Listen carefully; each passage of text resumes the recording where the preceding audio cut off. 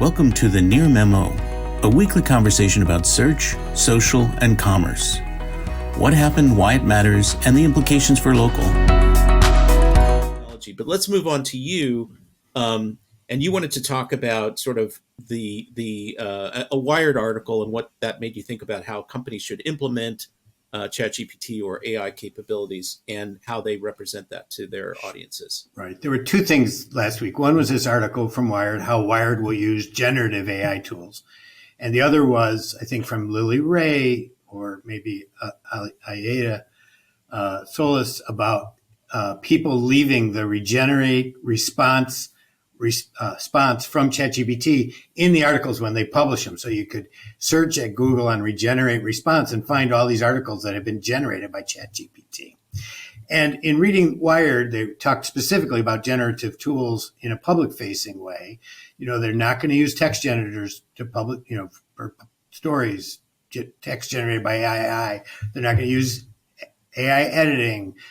They may try using AI to suggest headlines or text for short social media posts. They may try using AI to generate story ideas. They may experiment using AI as a research or analytic tool. And with images, they specifically noted they don't use AI generated images. They use stock so that the original photographers still get royalties. So what struck me about this forward-facing article was that it's basically a statement of a code of ethics that every business that's in the journal, that creates a journal like us or Search Engine Land should have a public facing statement to this effect.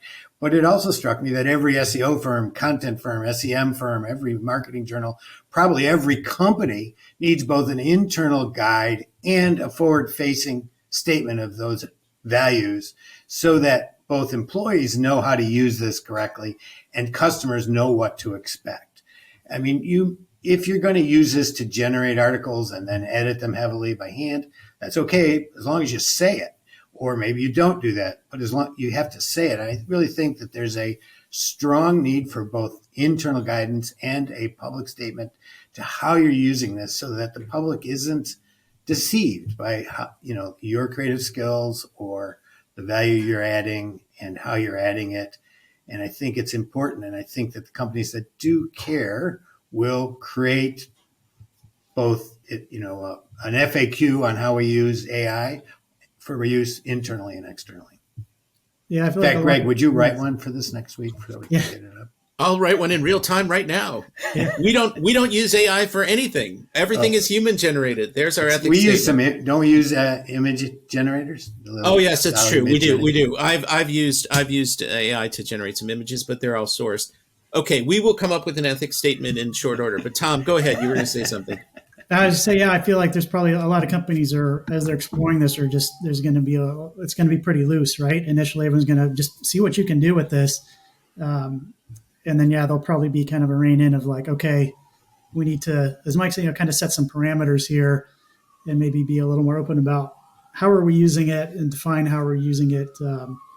But initially there's probably going to be those are the AI police right now coming to get you. The ethics police. Well, so Tom, did you finish? I don't mean to cut you off. Yeah, go ahead.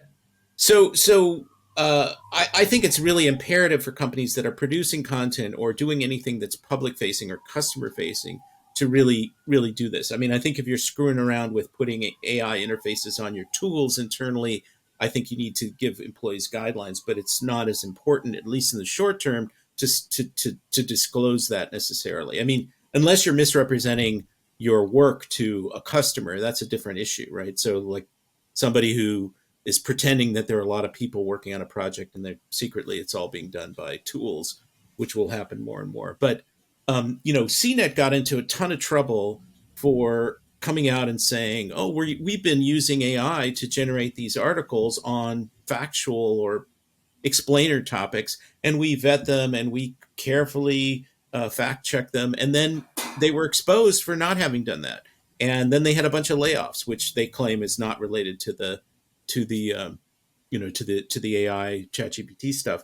but what happens is their brand gets compromised by that. And so I think, Mike, what's gonna start showing up is that some forward thinking, some progressive companies will do these FAQs and these ethics statements and will be transparent, and that will put pressure on others to do the same, to build trust or to maintain trust. Because what we have a crisis of trust on the internet right now, which will be made worse by so-called synthetic media, which is sort of a term that I'm seeing used, generative AI images, text, whatever, video coming soon.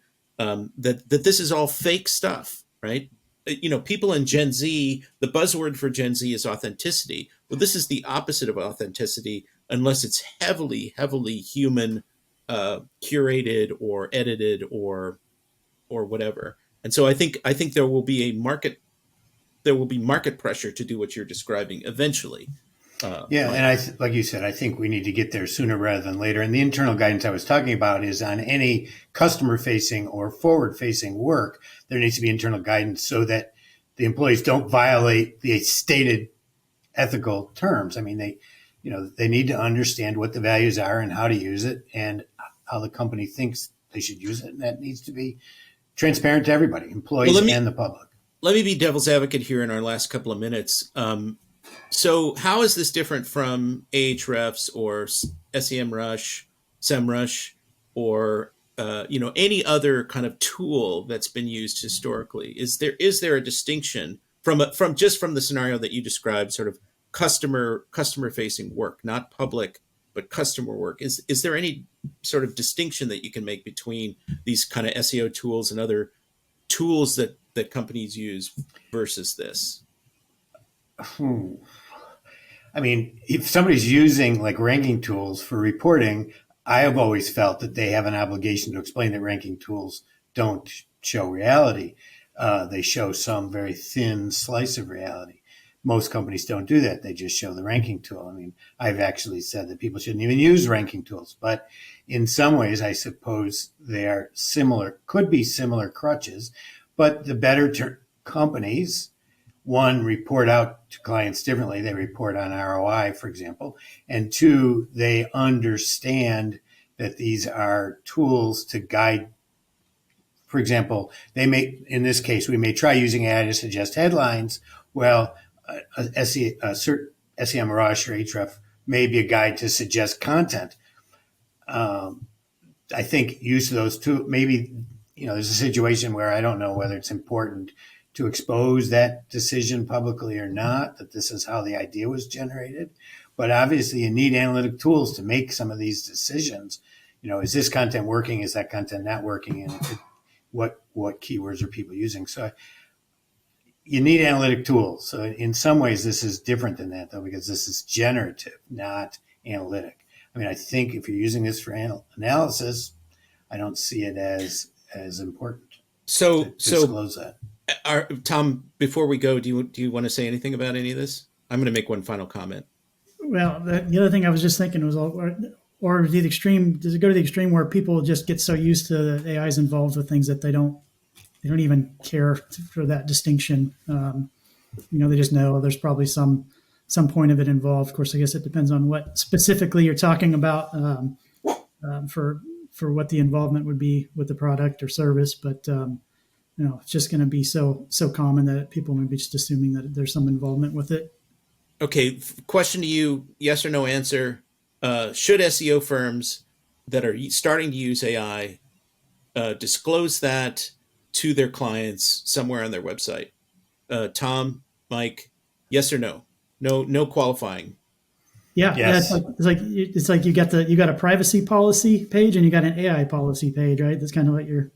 Yep, that's a good analogy. Okay, on that note, thanks, Tom, local SEO and services guru, for subbing for David. We'd love to have you back, and we'll share all the links that Tom mentioned about LSAs.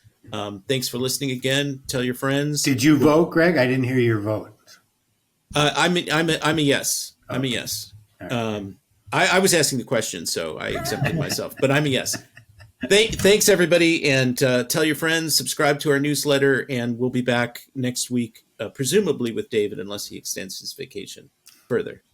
Thanks for joining David, Mike, and Greg. To stay on top of the latest developments in local, subscribe to our newsletter at nearmedia.co. We'll see you next week.